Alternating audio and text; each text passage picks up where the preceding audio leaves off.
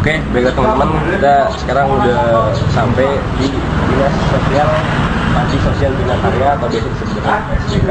Di sini kita ingin mewawancarai dan menanya-nanya kepada baik pekerja sosial maupun petinggi panti di sini dan warga binaan tentang adanya peraturan daerah Istimewa Yogyakarta, yaitu tentang penanggulangan gelandangan dan pengemis yang ada di Perda nomor 1 tahun 2014 tentang larangan pemberian uang ataupun bantuan kepada miskin pengemis di jalanan.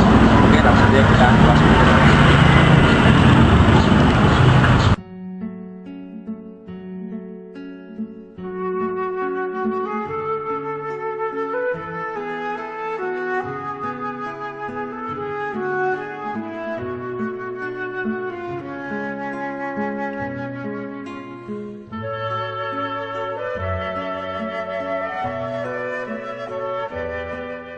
Ini yang mana? Perda tentang penanganan gelandangan pengemis. Nah di perda itu kan ada isinya tuh setiap orang tuh dilarang memberikan bantuan berupa uang atau dalam bentuk apapun untuk gelandangan pengemis di tempat umum. Nah kira-kira kalau menurut Manok nih gimana tentang perda itu? Oh kalau itu susah, nggak bisa hilang gelandangan pengemis pemulung, nggak bisa hilang walaupun bagaimanapun karena dia itu banyakkan orang susah ya. Ya. Kalau semua mereka itu, kalau semua dia senang, ya enggak, bagaimana kita susah begini minta bantuan sama siapa kalau segala dilarang gitu kan. Terus kan gini Manok, kan ada tuh bagi yang memberikan uang bantuan lain-lain tuh didenda 1 juta. Jadi Kata siapa? itu di perdanya Di itu ada peraturannya kayak itu di peraturan tuh. Jadi kan malah kita memberi terus malah kita didenda. Nah, mau menurut Manok gimana itu? Waduh, didenda. Iya, didenda 1 juta. Nah, gimana kalau menurut Manok seperti itu? Apakah dia itu mau menyukupin kita sehari-hari? Itu dari pemerintahnya, jadi Dari pemerintahnya ya baiklah begitu, tapi harus kita dicukupin dan dikasih tempat tinggal seperti begini, dicukupin sampai tua, sampai awal kematian. Iya. Iya. Sebabnya Manok kan orang merantau dari Jawa Barat Cirebon ke sini itu nggak punya apa-apa. Semua juga, bukan Manok aja, apalagi Manok yang nggak pernah sekolah gitu. Yang sekolah pun begitu sama juga susah. Jadi kalau untuk menghilangkan itu nggak bisa, Ruli. Iya. Iya nggak bisa, walaupun di mana-mana nggak bisa. Sebabnya dari awal semulanya itu udah ada begitu. Iya, iya. Iya.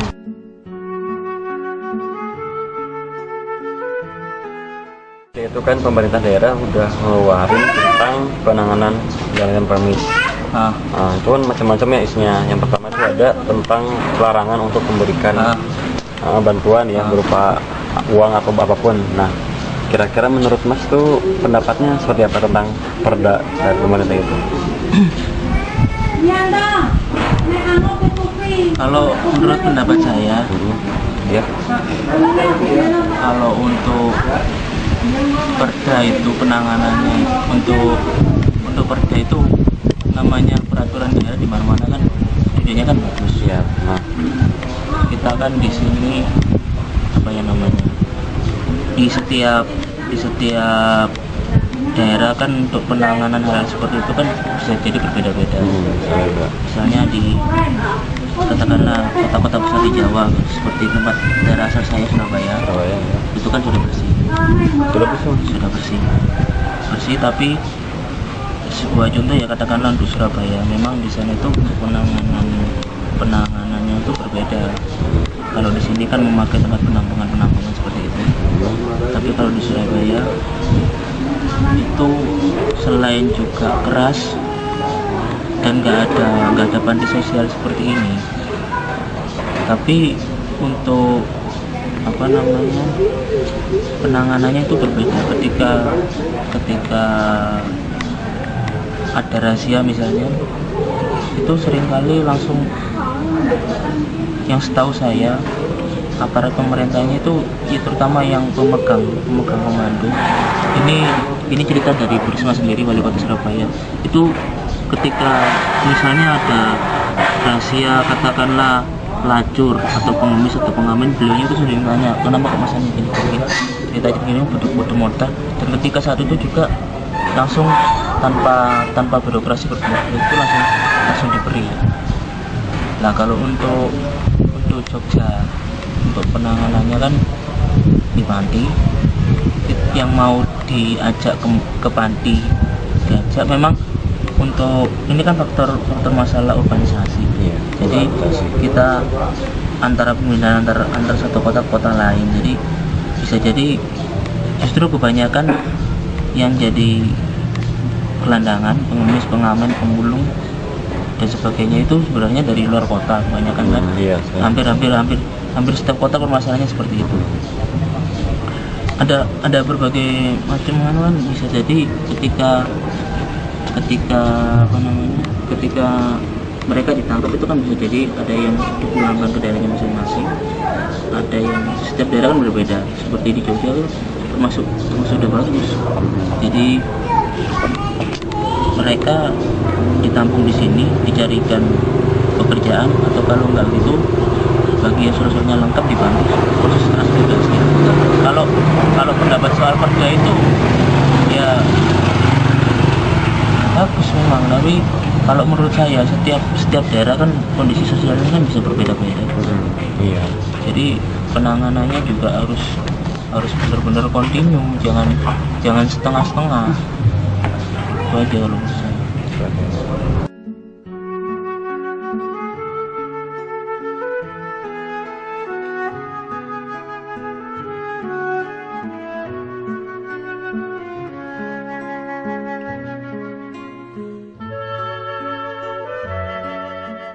Kembali kepada ini ya, karena perda itu kan selalu ada di setiap daerah. Jelas perda itu akan selalu dibuat oleh para lembaga eksekutif maupun legislatif. Nah, sekarang kita kembali kepada kondisi yang ada di masyarakat di era global seperti sekarang ini. Memang kalau kita bisa melihat bahwa faktor timbulnya permasalahan yang ada itu kan jelas dari, kalau saya ya, dari sisi ekonomi, sehingga bagaimana masyarakat itu akan mencari mana yang terbaik dan mana yang lebih gampang. Nah ternyata mereka kan melihat bahwa mencari nafkah yang paling gampang adalah meminta-minta dan mengemis. Nah itulah yang menjadikan satu pokok permasalahan. Kenapa di setiap daerah terjadi seperti itu, karena mereka masyarakat tidak akan melihat daerah mana yang memang menjadikan pusat daripada untuk lebih memudahkan mencari nafkah, seperti daerah-daerah yang ramai, terutama daerah kota besar. Kita bisa melihat sendiri toh, jangankan di kota, di pemakaman aja ada pengemis. Benar kan? Ada gelandangan, ada orang mau minta-minta.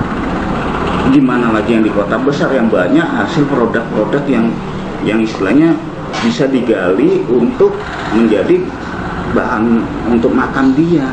Apa sih yang nggak bisa dijual sekarang? Kertas saja bisa di apa istilahnya didaur ulang, plastik bisa didaur ulang. Nah ini juga menjadikan satu, akan menimbulkan banyak daya tarik. Nah inilah yang menjadikan satu kesempatan masyarakat untuk mencari perubahan hidup. Coba kalau kita bicara pada di desa kan orang akan berbicara pada hanya pertanian, sehingga nasib dia untuk mencari nafkah berapa bulan sekali hasil panen, nunggu lagi pula satu itu. Kedua, dia juga belum tentu punya lahan apa yang mau dikelola kalau tanpa dia tidak punya, sehingga dia akan tertarik keluar daerah-daerah mana. Itu pun biasanya timbulnya gelandangan pengemis menurut saya itu juga dari pengaruh ketutular. Jadi kota di sana kok lebih mudah, sehingga banyak masyarakat dari pedesaan atau dari ini untuk urbanisasi ke kota. Kok dia kalau pulang bisa bergaya bawa uang, ternyata di kota cuman hidupnya menggelandang. Nah, seperti itu bagaimana pemerintah akhirnya untuk menangani seperti itu perda. Jadi kalau perda itu kan berdasarkan dengan kebijakan. Jadi kebijakan itu jelas akan disetujui oleh pemerintah dan disahkan oleh pemerintah. Nah, bagaimana untuk menanganinya? Ya salah satunya adalah keluarnya perda-perda seperti itu. Kalau saya ya tetap bagaimana itu selaku aparatur dan seorang pemerintah, ya kita tetap harus mengikuti ketentuan-ketentuan aturan itu. Nah, tinggal bagaimana kita mengolahnya, para gelandangan dan pengemis itu. Nah, mengolahnya ya seperti ini, dengan adanya penampungan seperti panti-panti pemerintah, camp pemerintah, atau dengan, nah kemudian juga ada istilahnya ya para swasta dengan dibentuknya LSM seperti itu.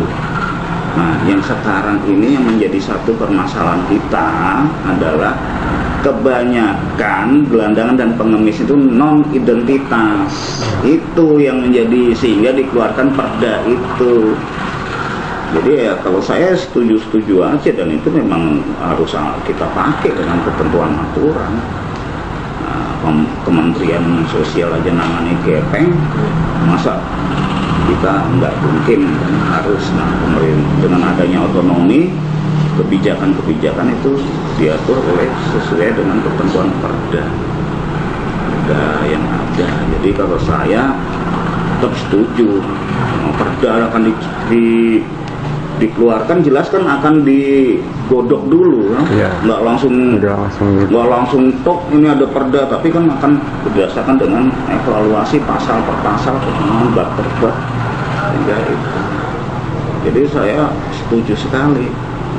Cuman kelihatannya perda untuk memberi ini belum, katanya sudah disosialisasikan dengan beberapa sanksi. Ya. Cuman untuk direalisasikan akan sulit. Tidak mungkin aparatur pemerintah atau aparatur kepolisian atau Satpol PP ngawasin di jalan. Iya toh? Tidak mungkin saya mau beli tanpa saya refleks dengan belas hati nurani, kasihan kejiwaan kita sebagai manusia. Wah, ini perlu kita tolong, padahal niat kita sedekah. Ya toh? Tapi menurut aturan memanjakan mereka. Nah, ini yang jadi ada ini. Lebih baik kita sedekah itu ya istilahnya ya di masjid atau di ini itu memang benar. Nah, seperti contoh sekarang ada permasalahan baru, angklung yang di pinggir jalan. Nah, ya, angklung di pinggir jalan itu sebenarnya masuk dalam kebudayaan. Dia bisa melestarikan budaya seni. Itu kalau nggak salah memang ada didukung oleh Pak Dinas Pariwisata. Oh, gitu ya. Cuman dia bisa masuk kategori apa? Kalau angklung itu memang di dalam satu wadah dan dia tidak meminta-minta, itu diizinkan. Tapi kalau dia diangklung, kalau sama ada sebagian yang datang membawa, nah itu yang dilarang. Nah itu kondisinya udah berbeda kalau gitu. Udah, polisinya udah berbeda. Jadi itu makanya sekarang kita harus bisa membedakan yang mana sih orang-orang yang meminta-minta, yang mana sih orang yang minta diberi sedekah lah. Kalau sedekah kita bisa datang, dia tidak perlu minta-minta, karena memang kita bicara masalah pertolongan. Jadi kalau saya sih tetap setuju, memang juga pasti akan setuju. Tapi mengaturnya ini yang menerapkannya kita akan sulit. Pemerintah akan mencoba, contohnya aja berapa sudah di istilahnya pemerintah sudah berupaya untuk melakukan razia, ya kan? Razia, tapi ya tetap aja di razia nanti juga timbul lagi, ada nggak bakal habis gelandangan dan pengemis. Ya kesempatan untuk orang mereka mencari uang, coba gelandangan pengemis mau kita berdayakan dari sisi apa? Dia dilatih dia butuh uang, butuh hidup. Lebih baik saya jalan panas-panas, saya dapat uang, bisa untuk memenuhi kebutuhan hidup saya. Kalau dilatih, mereka tidak akan berpikir yang positif, mereka akan berpikir yang negatifnya aja. Kalau dikasih pelatihan kelamaan, terkekang. Begitu juga dengan anak jalanan. Saya juga pernah nangani anak jalanan. Pemerintah sudah berani untuk memberi support melalui bantuan stimulan. Hari ini dikasih, besok nanti sore sudah hilang, dijual. Dia nggak mau dilatih seperti itu, dia nggak mau di tempat. Mendingan saya dapat 500 rupiah, saya bisa beli rokok. Mendingan saya dapat 1000, saya bisa makan daripada. Nah ini memang harus jadi pemikiran kita ya. Bagaimana perda ini juga hanya jangan untuk perda penertiban tok, tapi perda dibuat perlu juga perda untuk pemberdayaan, penanggulangannya, pemecahannya bagaimana. Ini yang belum kita bahas sampai ke sini. Selama ini kan perda yang dikeluarkan seperti tadi, Perda nomor 1 2014 tentang gepeng, penertiban umum, terus perda berapa itu untuk anak jalanan, termasuk Perda 6 nomor 6 2011 dilarang memberi. Nah itu kan perda untuk aturan ketentuan tertibannya toh. Tapi bagaimana kita harus bisa mengeluarkan perda yang memang nanti untuk mereka diberdayakan yang benar-benar memang itu. Kalau menurut saya ya monggo itu udah pemikir para pakar membuat perda. Iya, naskah akademis. Terima kasih Pak atas pendapatnya tentang perda ini. Jadi kita juga dapat sedikit pencerahan ya dari Bapak. Jadi dengan adanya perda ini, tugas kita sebagai masyarakat jadi mensupport gitu Pak ya, program pemerintah ini biar depannya berjalan ini. Jadi sesuai dengan apa yang diinginkan oleh pemerintah. Seperti itu. Pendapat dan sedikit pencerahannya seperti itu.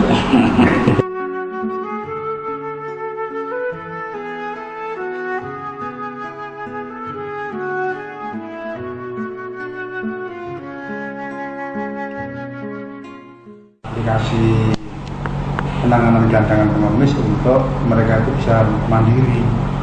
Kalau psikotik, mereka dengan kita berdayakan, kita layani bagaimana mereka bisa mandiri, itu sudah merupakan hasil yang bisa mereka terima. Kalau mereka kita berikan atau kita salurkan ke perusahaan, mereka yang kurang mampu dalam sisi keterampilan, dalam sisi pengetahuan, sehingga output dari psikotik mereka bisa hidup mereka sendiri itu sudah merupakan indikator keberhasilan dari penanganan psikotik. Mereka bisa mandi, mereka bisa membersihkan tempat ataupun ruangan, mereka bisa makan dengan mencuci setelah tempatnya ataupun piringnya dipakai. Itu kan salah satu indikator kita menangani psikotik itu seperti itu.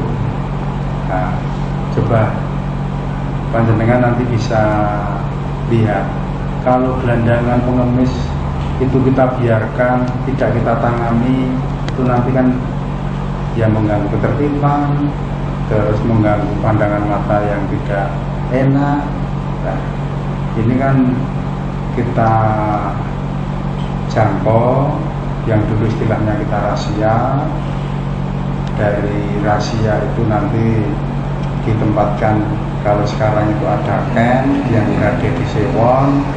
Setelah nanti dari Sewon itu kita pilah, yang keluar DIY kita pulangkan, yang di DIY nanti sesuai dengan sasaran garap dari hasil jangkauan itu kita salurkan ataupun kita referral atau rujuk ke panti-panti sesuai dengan garapan masing-masing. Kalau PSBK itu kan menangani gelandangan pengemis dan psikotik, ya kita yang akan berdayakan untuk gelandangan pengemis, ya yang untuk psikotik ya kita layani sebaik-baiknya agar seperti tadi yang kami sampaikan tujuan masing-masing tadi itu.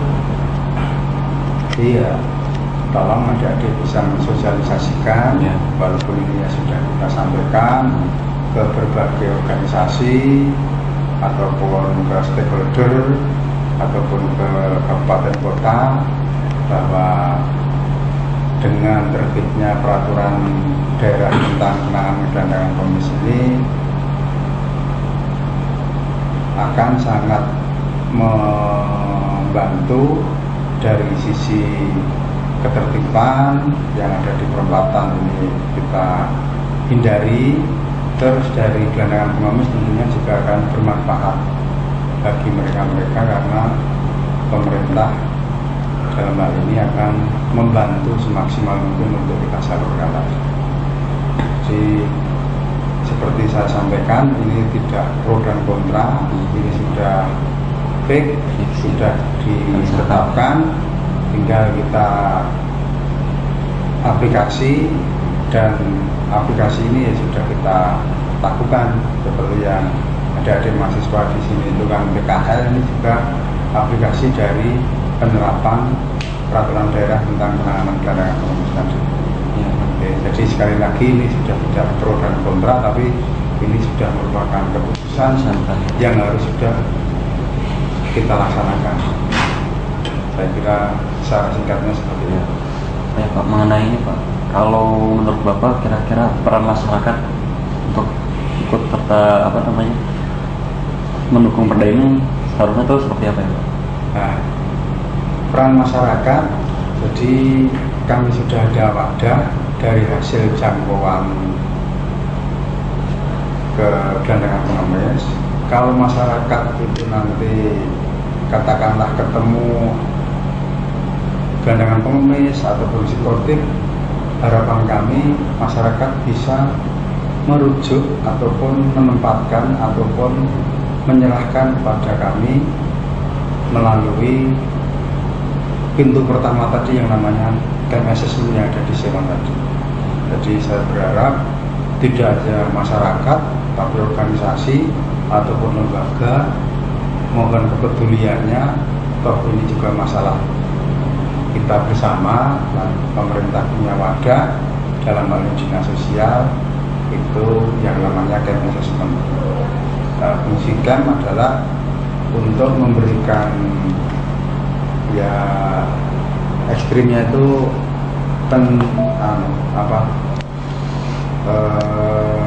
penjeraan kepada warga itu, biar mereka itu sadar kalau kita tangani, toh itu nanti kita bertanggung jawab untuk kita salurkan. Kalau yang di luar DIY itu nanti biar ditangani oleh mereka berasal dari mana, itu nanti kita salurkan. Reintegrasi Pak, reintegrasi. Iya, jadi nanti kita kembalikan, harapannya ya biar ditangani oleh pemerintah setempat, kabupaten kota sampai ke tingkat provinsinya. Kita nanti dari hasil pemilihan ya kita akan menangani yang warga kita sendiri yang ada di sini sendiri. Ya, terus ini Pak, setahu Bapak kan ketika nanti setelah dilakukan razziaan di jalanan itu kan masyarakat gelandangan pengemis yang kena razia itu kan disalurkan ke rumah perlindungan sosial Pak. Nah, setahu Bapak yang menjadi rumah perlindungan sosial di DIY itu selain camp assessment itu ada lagi atau cuma itu aja Pak?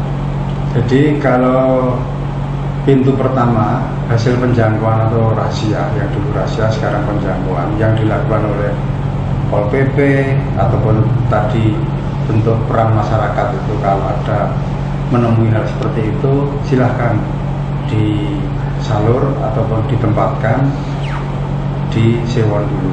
Jadi untuk hasil penjangkauan ini kita sentralkan di Sewon ataupun di camp assessment.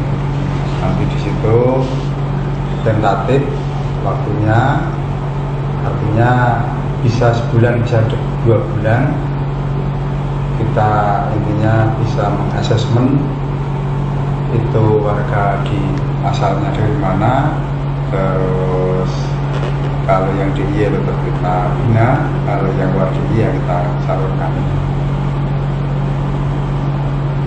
Kalau menurut Bapak dari pemerintah sendiri penanganannya itu dalam artian apakah udah tepat sasaran dan udah berjalan lancar atau masih banyak yang harus ditambah lagi pas penerapan ini ya Pak, dalam artian dia pemerintah dalam program ini udah berjalan mulus atau masih ada kendala? Ya terus terang belum sesuai yang kita harapkan. Artinya kita pemerintah sudah memfasilitasi, namun dari hasil rahasia ini yang kita garap itu tidak sesuai yang kita harapkan. Seperti contoh, maunya kita kalau sudah kita jaring, kita jangkau, itu kita salur ke panti ataupun ke lembaga yang sesuai dengan sasaran garap. Namun yang namanya hasil jangkauan itu mereka merasa tidak atas kesadaran sendiri. Kesadarannya itu karena mereka agak sedikit kita gojlok, kita press biar tidak pencerahan kan. Mereka setelah di lembaga itu memang tidak semua itu bisa segera menyesuaikan, tapi kadang masih perlu waktu. Jadi secara kesadaran itu terus terang tidak seperti kalau warga binaan itu menyerahkan diri. Kalau dari hasil jangkauan itu kan terus terang bisa kita tangani, tapi memang itu perlu waktu karena tidak atas kesadaran sama itu. Itu mereka karena rahasia atau kejangkau harus diberikan aturan yang dari pagi sampai pagi itu kan ada seperti ini kan. Mereka kan juga agak kaget, yang biasa tidak teratur terus sekarang dengan aturan itu kan tidak seperti yang kalau kita bandingkan, tidak seperti yang hasil ataupun warga binaan itu serah diri. Tapi ini memang boleh dikatakan tantangan, tapi tantangan yang kami yakin dengan berproses akan bisa kita lakukan. Iya Pak. Ini Pak, di pasal itu di salah satu pasal kan ada yang larangan, kalau salah pasal 22 itu yang menyatakan bahwa setiap orang, setiap pihak yang memberikan bantuan berupa apapun nanti kan akan kena sanksi atau pidana. Dan itu kan sanksinya cukup besar ya, 1 juta rupiah. Nah itu sendiri mungkin kan banyak nanti mungkin kemungkinan masyarakat yang belum mengetahui terus kemudian tiba-tiba dikenai denda tersebut, mungkin kan ada muncul permasalahan baru gitu. Nah kita kira antisipasi untuk menangani itu gimana? Nah makanya ini terus akan kita sosialisasikan biar para pendonor ataupun para pemilih itu juga tahu akan sanksi yang ditetapkan di dalam peraturan pemerintah, peraturan daerah itu. Di harapan kami masyarakat akan semakin sadar karena ada wadahnya sendiri. Kalau ingin berderma atau sebagai donatur, kita punya wadah disalurkan agar pemanfaatan itu nanti untuk pemberdayaan kembali, tidak hanya serta-merta memberi, nanti yang juga tidak akan mendidik. Kita tidak akan menghalang-halangi seseorang untuk berderma atau menjadi donatur, tapi kita ada wadah untuk kita salurkan sesuai dengan aturan yang sesuai dengan penanganan khususnya para penyandang masalah sosial gitu. Mungkin itu aja sih Pak, barangkali yang kita tanyakan. Ya. Ya. Jadi termasuk adik-adik, saya berharap mohon disosialisasikan ke teman-teman bahwa fungsi tujuan dari peraturan daerah tentang pemberdayaan atau penanganan gelandangan pengemis ini adalah tidak lain, pemerintah akan semakin peduli untuk memberikan pelayanan atau pemberdayaan yang sebaik-baiknya kepada orang-orang yang saat ini kurang beruntung lah, seperti itu. Mohon adik-adik bisa sampaikan untuk aplikasi dari peraturan daerah itu ternyata tidak asal kita rahasia terus kita berdayakan, tidak, justru itu kita tampung adalah kita berikan penyadaran yang sekaligus akan kita berikan pemberdayaan untuk mereka bisa hidup mandiri seperti layaknya pada masyarakat yang ada pada saat ini. Ya memang itu sesuai dengan artinya apa? Sesuai dengan jurusan kita. Karena ya, setiap kuliah itu udah jadi makanan keseharian kalau Iya, sosial. makanya ya nanti mari pemerintah tidak bisa sendiri tanpa bantuan dari mitra kerja seperti masyarakat, sampaian dari akademis, dan juga tidak lepas dari para dunia usaha. Satu pilar yang diistilahkan dari dinas sosial melalui bahwa dinas itu adalah memang yang bersama-sama untuk menangani penyandang masalah kesejahteraan sosial. Jadi, Ya Pak, mungkin saja. saya kira itu Ya. yang bisa saya sampaikan. Mudah-mudahan ini bermanfaat bagi kita semua dalam rangka penanganan pemberdayaan khususnya gelandangan pengemis dan psikotik.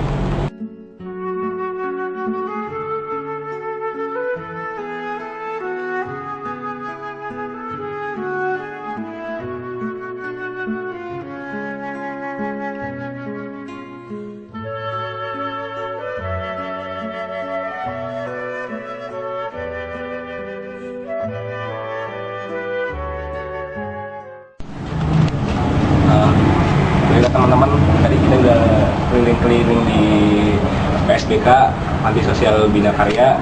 Nah, sekarang waktunya kita untuk pamit undur diri. Sekian dari kita di sini, udah dari tadi udah mengunjungi PSBK dan mewawancarai berbagai macam narasumber. Sampai di sini dulu pertemuan kita. Terima kasih.